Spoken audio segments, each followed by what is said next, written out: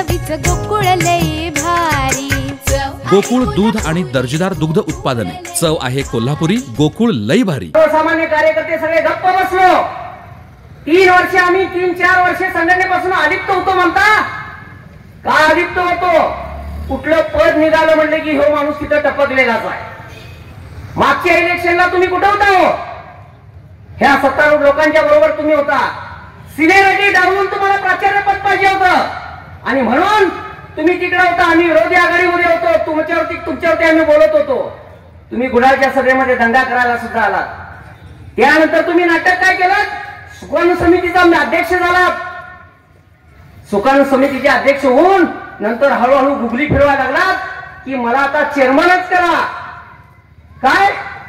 अरे बापरे, केवढी मोठी ही महत्वाकांक्षा.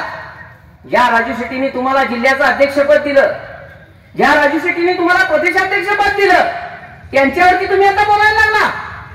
हे असं बोलून चालणार नाही. संघटना शांत आहे तोपर्यंत शांत आहे. तुम्ही गेल्या निवडणुकीमध्ये आम्ही राहुल पाटलांचा प्रचार करायला सांगरूळ असेल, वाकरा असेल, सगळ्या सर्वांच्या मध्ये गेलो. स्वाभिमानी शेतकरी संघटनेचा कार्यकर्ता म्हणून, हाडाचा कार्यकर्ता म्हणून आम्ही गप्प बसलो नाही. इथं सुद्धा जाऊन तुम्ही आमच्यावरती टीका करायची काम केले. आम्ही सुद्धा थांबलेलो नाही, एवढं लक्षात ठेवा. अजूनही तुम्ही सांगताय मी संघटनेचा कार्यकर्ता आहे. मताचा जोगवा मागायसाठी आता संघटनेचा वापर करू नका. तुमच्या मेरिटवरती तुम्ही काय मतं मिळवायची ते एकदा मिळवून दाखवा, म्हणजे तुम्हाला राजू शेट्टींची किंमत कळेल. या सामान्य शेतकऱ्यांच्या पोरांची संघटनेची किंमत कळेल. तुमच्या आमदारकीसाठी 2 पण आम्ही पणाला लावलीत. 10 वर्ष पायात आम्ही भिंगरी बांधली. तुम्हाला 25,000 मतापर्यंत नेऊन ठेवलं. पण तुमचं कामच नाही, त्याला कुणी काय करायचं? तुम्ही एकट्याशिवाय कुणाला गाडीत घेतलंच नाही. त्याला आम्ही काय करायचं? आम्ही सगळं पळवायचं आणि आम्ही राष्ट्रवादीचे झेंडे आम्ही लावले. तळ्या काटाला राष्ट्रवादीचे झेंडे आम्ही जाऊन लावलेत. अशी या परिस्थितीत मग आम्हाला चीड येईल की नाही? आणि तुम्ही गेल्या शिक्षण प्रसारक मंडळाच्या निवडणुकीला मी या 70 रुपयाच्या विरोधात प्रचार करतो म्हणून तुम्ही माझी बडतर्फी करायला राजू शेट्टींच्याकडे गेला. काय केवढं मोठं दुःख आहे. असं चालणार नाहीये सर. आम्हाला बरंच बोलायचं आहे तुमच्यावरती अजून. उद्याच्या राष्ट्रवादीच्या सभेला तुम्ही म्हणताय मी चळवळीतला कार्यकर्ता, लाट्या काट्या खाल्ल्या. वळ मोजायला राजू शेट्टी साहेब उद्या राष्ट्रवादीच्या सभेत येणार आहेत. आणि तुम्हाला आत्ताच सांगतो, जेवढ्या राजू शेट्टींच्या 350 केसेस आहेत, तुमच्यावर केस कधी झाली हो? तुमच्यावर केस झाली की तुमची रिटायरमेंट झाल्यानंतर, या मला वाटतं 2 वर्षापूर्वी 1 केस झाली फक्त. त्यानंतर कुठलीही केस नाही आहे. त्याच्या अगोदर कुठलीही केस नाही. 13ला मोठं आंदोलन झालं, चक्का जाम आंदोलन झालं साहेब. सगळ्या माझ्या शेतकऱ्यांना सांगायचं आहे, हायवे आम्ही जाम केला होता. त्यामध्ये माझं 5,000चं पाकिट सुद्धा गेलं होतं. तरी सुद्धा आम्ही तिथं, आम्हाला पोलिसांनी एवढं बदलून काढलं की सांगण्यासारखी परिस्थिती नाही.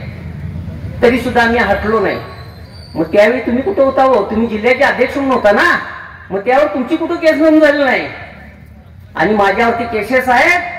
उद्याच्या 30 तारखेला जाणार आहे, 25 तारखेला जाणार आहे, सांगून लोकांना हे भुलवायचं चाललेलं आहे. त्यांचा संघटनेची, राजू शेट्टींचा माझा फोन झालेला आहे का? फोन जोडून इथे लावून सांगा. या लोकांचा संघटनेशी कुठलाही संबंध नाही. ते एकनाथ शिंदे गटात गेलेले आहेत आणि त्यांना आता ते लकलाभ आहे. अशा परिस्थितीत त्यांना सांगितलेलं आहे. त्यामुळे सर, बोलत असताना राजू शेट्टींच्या वरती काय बोलू नका. सामान्य माणसाला उभा करायचं काम या माणसानं केलेलं आहे. तुमच्या आमच्या घरातली फरशी बदलायचं काम केलेलं आहे. तुमच्या आमच्या पोरांना गाडी घ्यायचं काम त्यांनी केलेलं आहे, लक्षात ठेवा. आणि म्हणून शांत चित्तानं आम्ही आहे तोपर्यंत आहे.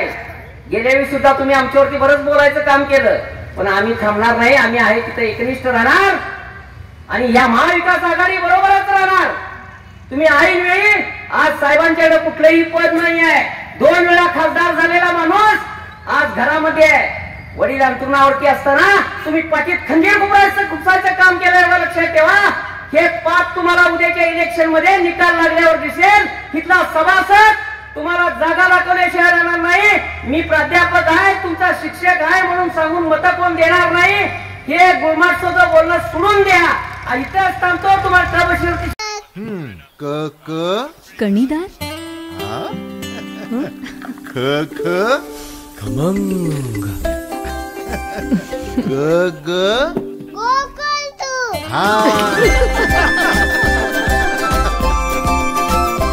अगदी घरच्यासारखं कणीदार खमंग म्हणजेच गोकुळ तूप.